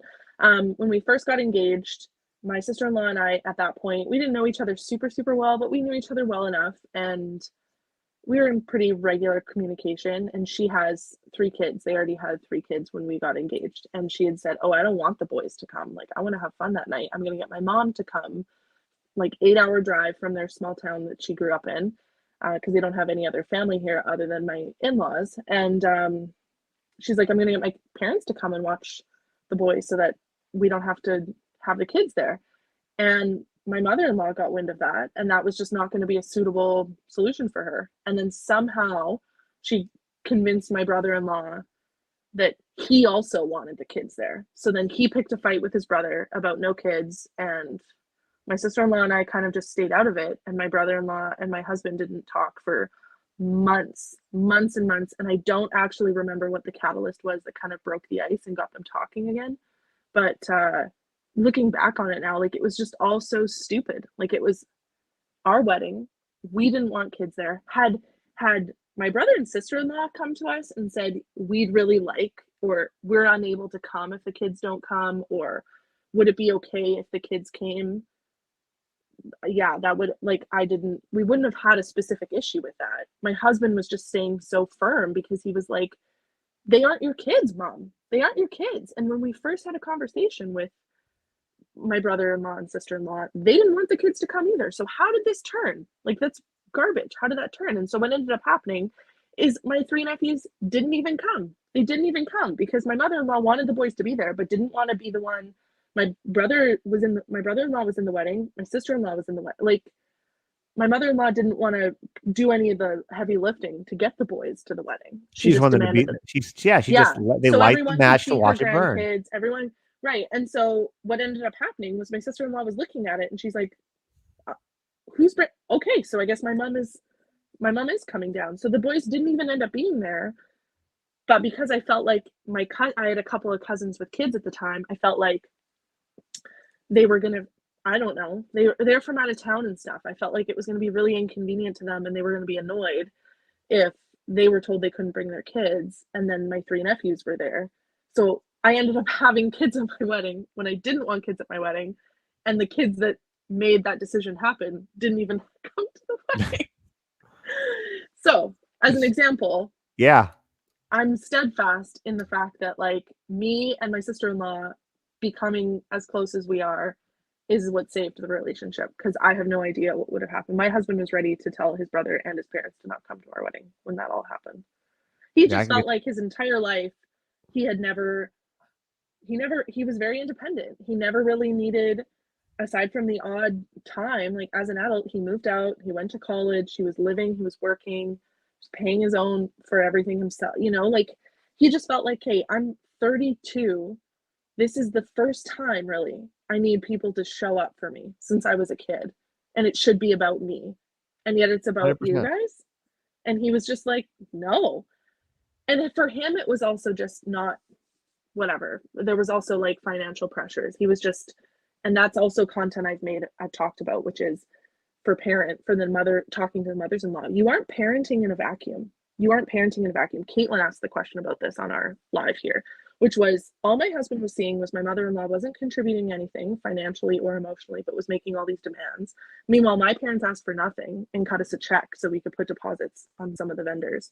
Asked for nothing and just said, do you guys need some, we like, would this help you? Like, we just moved into a house, That's how whatever. it should be, I think. Right, but and I'm saying it's not about the money, but what I'm saying to the in-laws is you aren't parenting in a vacuum. You have no control over what your child's partner's parents are doing and how that's making your child feel. Your child shouldn't be forced to not feel positively about a positive experience because you're being a jerk. That doesn't make any sense. Well, especially on like your wedding day, it's supposed to be about you and not about everybody else. I mean, give the couple one day. It's one day. It's one day to celebrate the. Anyways, that's again coming from that situation where my mom was the way she was, and at the time, I believe, like, I thought she was really having a seizure. I thought that I don't know, whatever. It was just very problematic. It was just problematic. What are the odds that she had no history of Well, no, seizures? she But had. Well, hold on though. But she had a history of seizures. Um, so going, okay, a little bit of a background here. So my mom, several years back, got hit by a bus. Okay, like it T-boned her car. She broke the wind. She had a Mercedes. Car actually saved her life. So I'm gonna just say everybody like recommend Mercedes if you can if you afford can it. swing that. Yeah, car saved her life. And she has allegedly got a TBI and all these issues. And I believe that she had a seizure, but I'll tell you what finally gave it away that she didn't. Because I believed her and I wasn't around her as much. Was that she was having these seizures, and I said to her one day, "How do you still have a driver's license?" Mm. And she goes, "Well, I told my doctor knows that I don't have anybody nearby. It's just me." And I'm like, "No doctor's going to put his practice and license on the line. First thing they do. Is to take it. They're going to be like, figure it out. Mhm. They're not, So that was how I knew. That's how I first figured it out. And then we started asking more questions, like, okay, like, well, what seizure medications are you on? At the time, my wife was doing life insurance underwriting, so she had access to like the, all these MIB. I mean, she didn't look her stuff up or anything like that, but like all this access to what the medicine does. So she mentioned the medicine. My wife goes and looks it up, which I guess anybody could do with Google. And it was a medication that was used to treat. Oh my god, I forget what it was. It wasn't seizures. It was like a personality disorder medication that they haven't used since the 70s. So that's when I figured it out, like this was after the wedding and everything. So it was just, but my mom also, there was a story too, that I found this out accidentally. I was talking about to my grandma. I was like, oh, there was the time that that mom had cancer. She's like, your mom never had cancer. Well, she said, she's like, no, she didn't. Your mother's never, except for the couple skin cancer she had, she's never had cancer. So, it's just, she does that kind of stuff. But somebody asked this question. I feel like this one's probably more a me question than a you question, right? Because you're not no contact. Is that a me question? Probably. I mean, I have one little anecdotal. Give your anecdotal and then I'll go into it. How's that? Yeah, so I've been no contact with my in-laws personally since the spring, whenever I had a viral video and they called me and tried to scold me into taking down my video. And I essentially said, okay, I'm a 32-year-old person that you don't have any relationship with in a meaningful way. Why do you think scolding me and shaming me is going to get me to take down my video? Like, what do you want here? Your goal is I take down my video, then you're not going to be able to scold me. And my own parents don't scold me. Anyway, so since that conversation, we haven't spoken. And just as a fun little experiment at Halloween, I decided to message out to the family group chat. I unblocked my in-laws' numbers, and I just posted a picture of the kids for Halloween. Just like kind of pretended like nothing was wrong. Just like happy Halloween. And so sure enough, I was just sort of waiting until, because I knew my mother-in-law didn't have the guts to break the contact, but if I did, then she would maybe take that as like a opportunity to speak again. I don't know. So maybe a week later, after Halloween, she messaged my husband and I in a group message, not with my siblings-in-law, but just my husband and I, and said on a Sunday night, and said, can you guys call us tonight after the kids go to bed? With no context, which is another narcissistic classic move, by the way, everybody. No context. Can you guys call us tonight? And I had a full-on panic attack. Like, I stand in the shower shaking for like 20 minutes. And it was really revealing because I thought, look at the content I make. I thought, like, I'm in a really good place emotionally. I'm not having the intense emotions of like the grief really anymore. I do have a bit of guilt sometimes, but I'm not. I thought I was totally fine. And I saw that message come through and I just felt my stomach go like bloop, bloop, bloop. And then all of a sudden I started shaking. And then all of a sudden I had shallow breath. And then all of a sudden my skin was tingly. And then I went and had a shower and I Googled it after, and it like either anxiety or panic attack. And I'd never had one before. So they can do that though, because it's just, I mean, you just never know what's going to throw you for the loop. And it's totally. Okay. It's okay. It's just, hey, that one got you. Totally. And I still don't know why. I think it probably took me back to that conversation where it was more so that's where I'm telling people it's not worth trying to reason with a narcissist. In that conversation we had in the spring, where they were trying to scold me into taking down my TikTok video. Like, there was not a single world where my mother-in-law was going to understand that I'm actually allowed to share about my own life and my own truth wherever I want to. You shouldn't mistreat people if you don't want anyone to find out about it. That's exactly. I always say that if you don't want your story told, treat people better, because once somebody does something to you, that becomes your story too. Well, for this question, from my personal experience on it is, if hopefully you're not navigating this alone, Rita. The question is for anybody, is how do you handle the intense emotions during the beginning phase of no contact? I thought that the person would care, but they haven't reached out either. It's a close family member. The emotions, again, like I said earlier in this stream, it's like a death, and you end up mourning the person that you should have had more so than that actual person. And like I said also earlier, is that not everything is black and white. Black and white characters only exist in movies and literature. In real life, there's a lot of gray. You're going to have had great times with that person, even if they're, horrible to you. Not everything is shitty all the time. But if you don't have somebody to help you navigate it like a therapist, then that is the first thing you need to do, is get somebody to help, because it's not something that is easy to do by yourself. I couldn't do it by myself, and there's no shame in that. It's tough. It's a hard thing, because although it is like a death, what makes it slightly worse than that possibly to deal with is because the person is still alive. So Mm-hmm. I know that I don't mean that sound crass, but with death, there's closure. With somebody still alive, almost like a divorce, the other person's still kind of running around and is out there. Um, Time heals all wounds. I know that doesn't help you in the immediate thing. Again, the first 2-3 years were tough. The first set of holidays when it happened were super tough. But it does get better.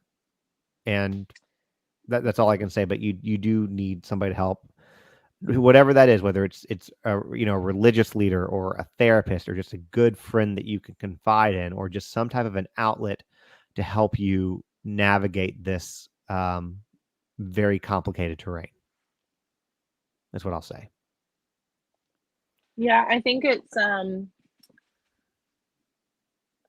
think that uh, figuring out how historically you've had success navigating other intense emotions in a non-destructive way, handling this is no different. And so sometimes when you're reflecting on what you've had success with before navigating intense emotions, it may not be, you might not necessarily want to be looking back on intense times of grief or intense times of, it could be worry, it could be um yeah, it could be worry or anticipation, it could be joy. Like, just how do you find that you're typically best at de-escalating yourself or um distracting yourself or processing, and you'll want to implement some of those same behaviors. So for myself personally, I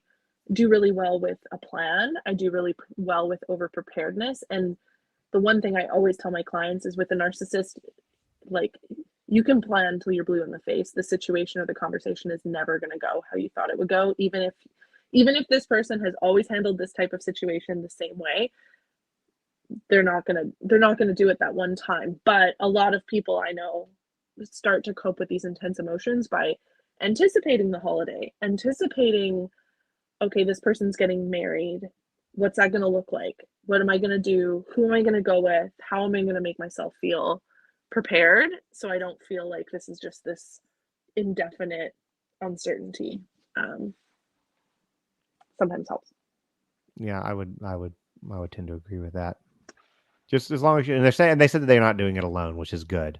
That they got a supportive husband and a long-term therapist that they love. So Rita, Oh, you're going to good. be okay. You're going to be okay. Just anytime that you're having a moment, rely on your partner. Call your therapist. It will get better. I promise you. I promise you. It's going to take time. And yes, I feel like I'm in mourning. Absolutely going. Yeah, 100%. You are, and you are in mourning. You absolutely are. Here's another one. This one's tough. Let me see if I can find it real quick. Where did it go? This one. How do you handle no contacting a parent, but you have little siblings who are too young to have a phone? I don't want my little siblings to think I hate them. And somebody's comment said, I was the little sibling. Um, and tell them that when you see them in person, if possible, and be there once they're old enough, and reassure them that it was never them and you can heal that bond. That was this person's input Okay. to them, which I think is good advice. But Yeah, in I the don't in the have interim, any. I do think that from a certain, the one thought that comes to my mind is, depending on how malignant and unhinged of a narcissist or mentally unwell the person is that you've gone no contact with. Like, assuming Ashley's a level-headed, decent individual, if she's choosing to go no contact with a person, it's for a reason. Like, this person's not a healthy person to have in their life. And so the one thing I would say is, although you feel really sad about not having a relationship with those little siblings for now, perhaps you can, there's one, if you feel like you were the only target, there's two things to consider. Perhaps if you continue to try to have some sort of contact, then you save your little siblings from being the target of the narcissist. Or if you are the only target, to me, I think that perhaps if you step away, then you take away that trigger for the narcissist and perhaps give your siblings a fighting chance at more peace in their home. I don't know. I think So you do could you argue believe it that both they're ways. that somebody like they always need their narc supply, in my I opinion? think they do. That's why I think that making sure your siblings have an outlet and have someone to talk to so they're not having to deal with the narc alone. But it's tough. You also need to prioritize your mental health, right? There's a lot of people who are in this situation that have children of their own or whatever. Like, obviously, that comes first. Like, you need to protect your own mental health and your children's parent, which is you.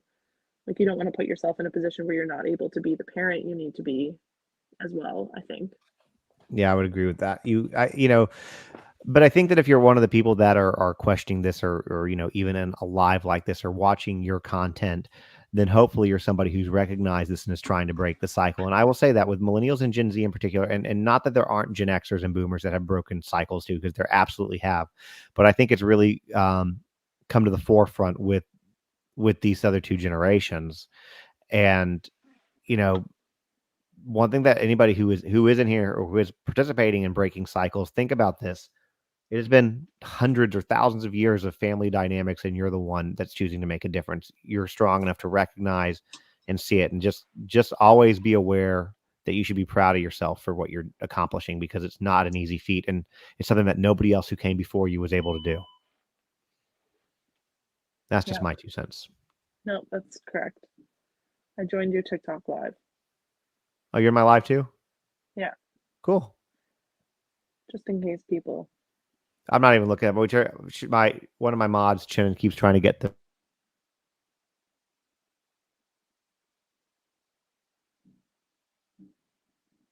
Uh-oh.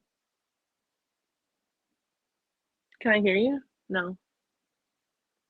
On TikTok?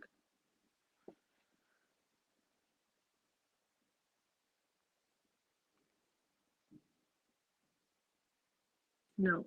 But hold on. I might not have my volume up. Heck, I had a moment. Oh, It was yeah, me. yeah. I touched my computer in a way that it was not happy enough to knock off the. I'm using so I have a laptop that goes to dual screens, and I touched it the wrong way, and then it just decided to disconnect from the dual screens and everything else. Um. All right. What would the toxic person need to do for you to try to fix the situation? In my case, mother-in-law wants to have the convo, but I feel okay. So going back to what Tremere said earlier, because I saw this comment. Here's what the question was. My mother-in-law has asked that we have a conversation about everything. She's a very confrontational person personally. Very confrontational person. Personally think it will only make the situation worse. I feel like I'm not allowing her to fix it.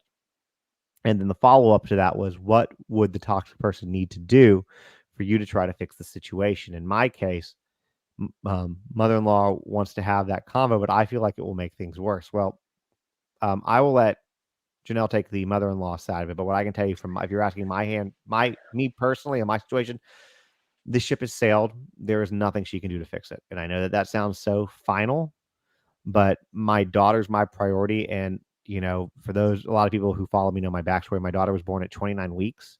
My wife and her both almost died. My mom never made effort, didn't make a phone call, didn't check. And the fact that now my daughter's 4.5, she'll be 5 in July. There's been zero effort made. There's just no possible way of her coming back. That is my situation. Now, from a mother-in-law perspective, Janelle might feel something different and might have something to say, but I feel like the conversation is a trap. That is my opinion. Yeah, it is. Yeah. So, based on everything that this person has told us thus far in the live about their mother-in-law and what her tendencies are, like, if your boyfriend is insisting that you have a conversation with her, or whatever reason you find yourself feeling compelled to have this conversation with her, I would set very firm boundaries around it. If she wants to fix the conversation, this is where when I talk about these situations in my content, this is why my content goes viral, is because there are so many people who would answer this and say a relationship's a two-way street. And I say, yeah, but if you broke the road, you have to fix it before both parties can travel both ways. And so, using Beautiful that put. analogy, I would say if she wants to have a conversation to fix it, she should be holding space to hear why you feel the way that you do. If you're okay not seeing her anymore, You don't have to hear her out. Oh, Yeah. well, I feel this way about you because you did this one thing. Like, great. I'm not the one who's asking to still have you in my life. I'm If you want to fix things with me, you can hold space to hear how you've hurt me with no intention of being defensive, with no intention of turning it back on me. And you can hear it and hear what I have to say and digest it with no unkind rebuttal. I'm not saying that and then I make content like that and then people say, "Oh, well that's not fair. That's manipulation. You're gatekeeping." You're No, like if You're setting boundaries. you're setting boundaries. I'm not walking into a trap. If you want to make this relationship work again, I need to actually feel heard. And historically, that isn't something that you've shown me you're capable of. So why would I give you an opportunity to do that again? The other things that I'll add to that is that if you are insistent on having this conversation, like if you really feel like you need to do this, that you're gonna do it one way or the other. One is you don't have to. You don't owe anybody anything. You are obviously an adult. You can make whatever decisions that you want to make. But Mhm. Alesko just said, and it's exactly what I say, do it in public. Pick a public place, a restaurant, a bar, because it is a trap. And if it were me personally, because I'm just paranoid, I would have my phone recording it. I would too. I would too. Um, Because for you yeah, especially, that will make sure, and I wouldn't tell them because that's going to be a whole different issue. But for you, knowing that you're recording it also is a reminder for you to keep yourself rational, mhm. because they will try to make you irrational, and they're good at it. I would just like if you're gonna have a conversation with them, I would also say not only would I only agree to do it if there's a clear intention that you need to be heard and it can't be yeah but yeah but yeah but the whole conversation. It would also be I would set an agenda, or I would figure out what the talking points are. That's always fix everything. Can you guys call us at 9 after the kids have gone to bed? What do you want? What do you want to talk about? What do you think we need to talk about? Don't walk into a no context conversation. I got my husband responded back to his mom and said, "Our relationship is not in a place where I want to have a phone call with you without context. You need to tell me what you want to talk to me about." We are Good Our for him. relationship, as sad as it is not in a place where you and I just call each other and chit chat. We either sort out logistics on what time something starts or where we're going to be at whatever time. That's it. So, what do you want to talk about? And if you aren't, and she never answered, and she never called. So, I would say know what you're going to talk about and then don't let them kitchen sink that discussion. That's a classic. They'll start grabbing lifeboats or grasping at anything once you've made a compelling point and you've got them on the ropes in the conversation. And that doesn't mean you're trying to be argumentative necessarily, but if you're expressing something that they did that made you feel a negative emotion and they don't have a good rebuttal, they might say, "Oh, yeah, well, this thing 3 years ago that you did made me feel this way." That's not what we're talking about. That's not It's not everything in the kitchen sink A in this false conversation right equivalency. now. It's a false equivalency. Yeah. Completely, completely. And it's a very common, classic, unproductive argument style. And the other thing, and I know that both Janelle and I said this, is said set boundaries, but let me go a step further and say set very clear boundaries at the beginning.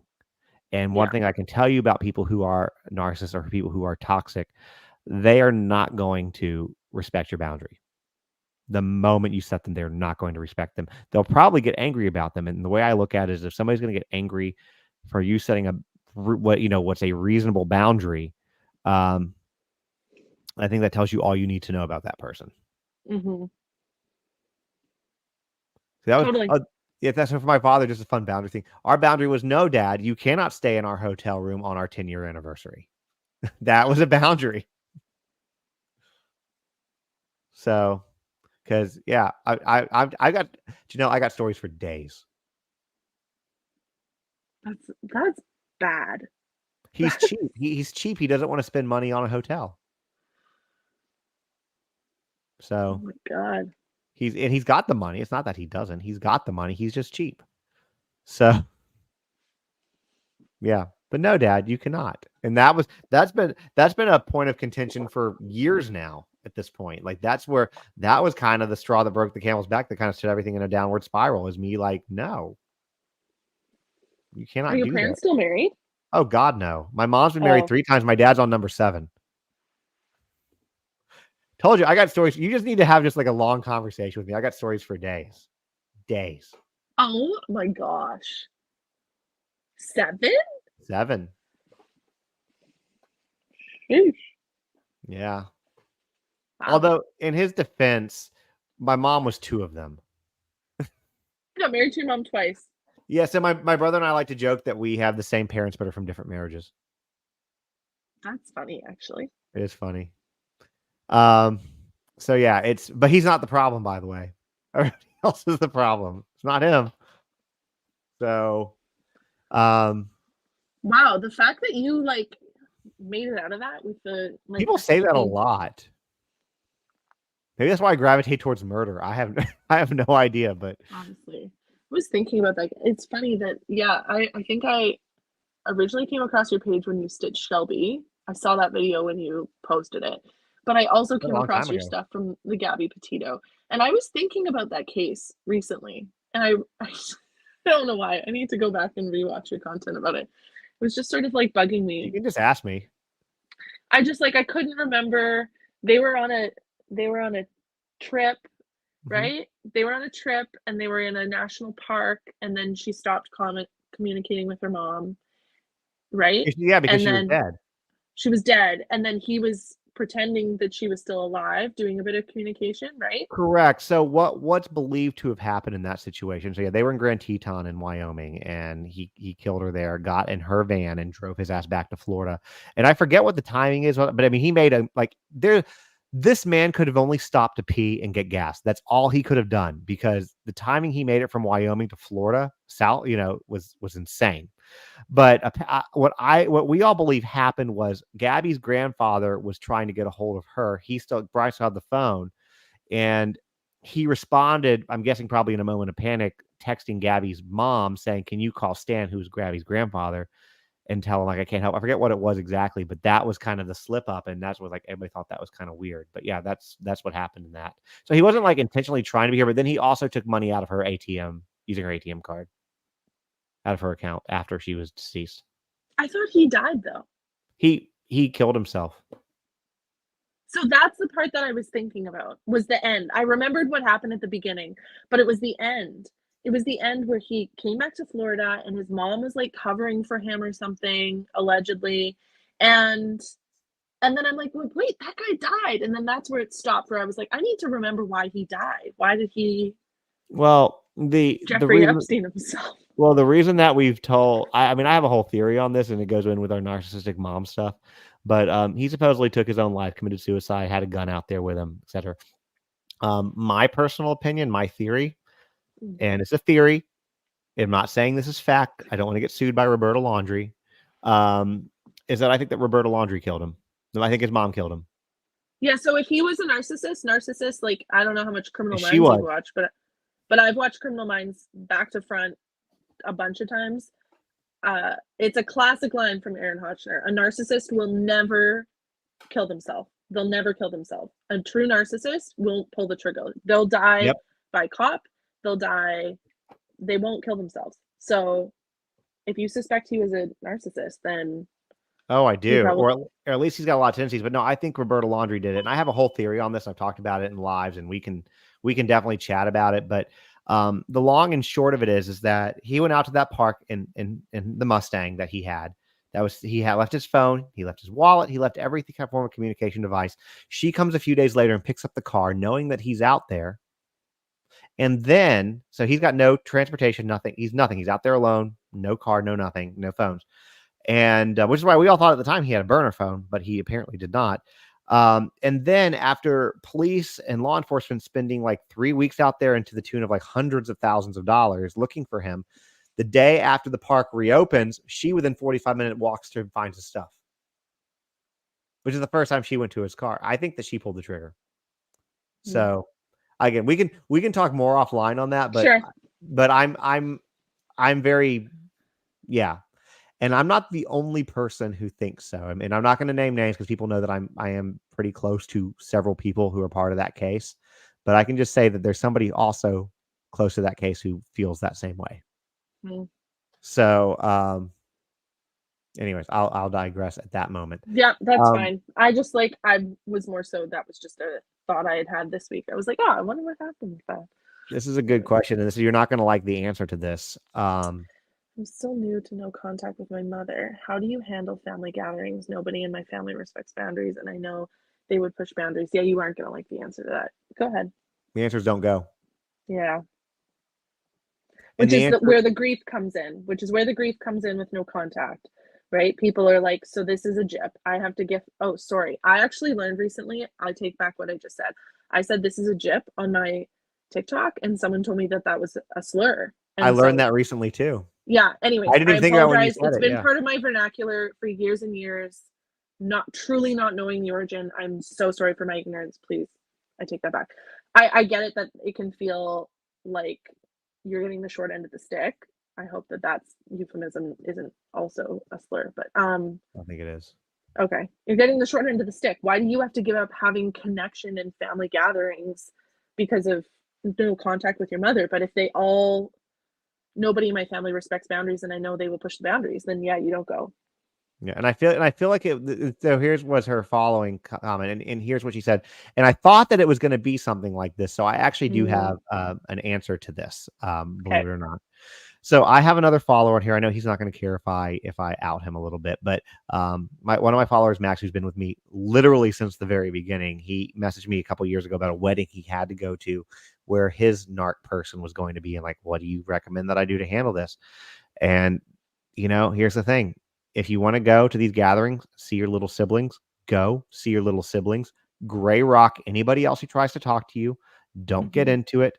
Do what you're there to do. Spend as little time as you can and leave. Mm-hmm. But they're going to try to pull you in, Ashley. They're going to try to pull you in, and just don't let them. Yeah. I mean, if you have other reasons why you need to go or you really feel compelled to go, like seeing your little siblings, then you definitely could go. But yeah, for me it's the anxiety lead up and the fallout after, and especially after what happened in the fall where I had that reaction to even the prospect of a phone call with my mother-in-law. Like I just know that physiologically I'm not in a place where I would and like honestly it's better for my marriage, it's better for everything. Like I'm just like on edge if I know I have to see my in-laws, and it's been like that for years. So it's so much better now. I don't have to see them. And obviously, the few times that my husband has gone to see them, I feel sad that my family is having a gathering without me, but it's a couple of hours. I do something for myself, I keep myself busy, and then they come home and it's fine. Or your mom, it's like that rare moment of self-care for like a couple True. hours. Yeah. No, my sister-in-law and I usually like we'll go get dinner and a movie or something while they're all visiting, which is nice. Um, but yeah, that's not a sibling situation. So But yeah, if you it's can compartmentalize and you don't feel like you're too anxious leading up to the gathering, then yeah, what Justin suggested I think would work really well. But yeah, but that's what you have. I mean, that's just what you have to do. I mean, if you're insistent on going, there's a reason that you need to go. Like again with Max's situation, it was a wedding. He had to go there. So yeah, you just have to gray rock them. So it's it's not easy. They are good at trying to pull you in. You're going to go there knowing that the person you're no contact with, in this case, your mom, your parents, you're gonna. I was reading a question somebody said. You're gonna have to just know that they're talking shit about you. Yeah. And I mean that's just the reality of it, and just own it. you know the truth. Be there for your little siblings and do that. So somebody asked, Justin, did you have a wife have a conversation about Victoria would have a relationship with my mother? Victoria, here's the way I'm at. I'm with this situation, both with my mom and my dad. So I haven't spoken to my dad in months, but Victoria this morning when she woke up, she said, she says, I want to call grandpa. And I said, you want to call grandpa? And I was like my dad? And she was like, yeah. And I was like, okay, if you want to do that, we can do that. Mm-hmm. I mean, I haven't heard anything else about it today, and she went, she'd go to school, so maybe she forgot, but whatever. I'm not going to push it. But if she wanted to do it, I'd FaceTime because that's what she wants to do. My Yeah. mom, on the other hand, is different. My dad's met her. My dad, I think, cares about her as much as a narcissist can care about somebody, and I think he truly tries. My dad has a lot of trauma that he doesn't recognize as trauma, is what his issue is. His dad died when he was 12. His mom shipped him off to boarding school. He was a change of life baby, which I don't know if you know what that means, but basically, what my dad was born in 1945. His parents, my grandparents, were born in 1898 and 1903, respectively. So they were already old when they had him. Yes, my grandfather was born in 1898. Holy shit. On my dad's side. But anyways, I'll circle back to that in a second. Okay. And I'll blow your mind with something else. But like my favorite piece of trivia ever. So anyways, when Victoria is old enough to make that decision on her own, if she wants to have a relationship with my mom, I'm not going to say you can't talk to her. I will as neutrally as I can give her the warnings of what I can say about her, and say, if you want to do this. At the same time, my mom is going to be 72 this year. My daughter is 4. This could very well be a problem that time solves on its own, is what I'll say. The piece of information, though, that's just my favorite part of trivia, is our 10th president, John Tyler, who was born in 1792, still has a living grandson. When he was born, by the way, George Washington was president.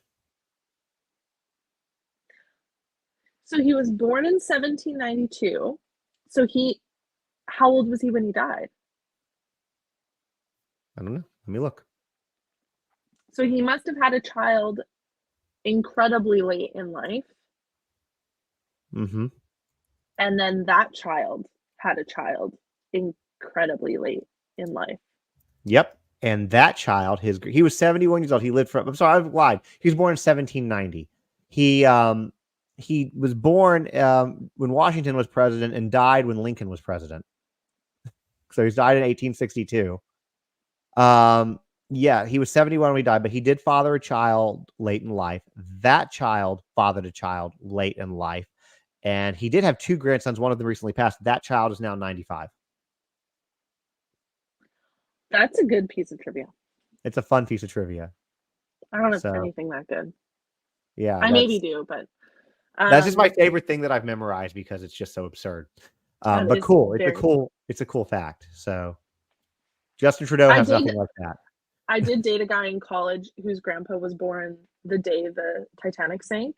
That's cool. And while I was dating him, his grandpa turned 100. So his grandpa turned 100, the 100th anniversary from the year the Titanic sank in 2012. And that was cool. Party. That is cool. That's cool though. Yeah, I was. So, but yeah, but that's the answer to the question is for yours is Victoria. My mom did not allow me to have a relationship with family members. I'm not going to do the same to her, but I will give her the ample warnings that she would need should she want to proceed.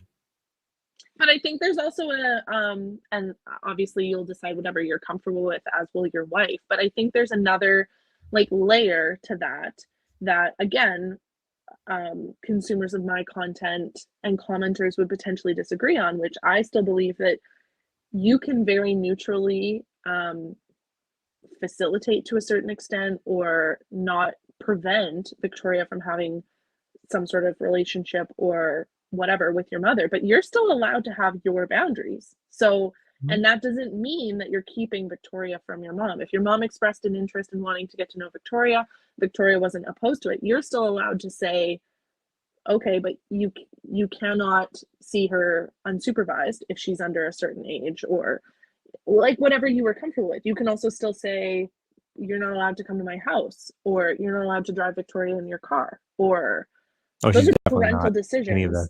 Those are parental decisions that you're still allowed to make, and doesn't make you a gatekeeper or malicious. That just makes you a parent who's able to assess emotional and physical risk and decide what you're comfortable with. Yeah, exactly. But unfortunately, I have a book that I can explain it to her that she loves because she's the cover of it.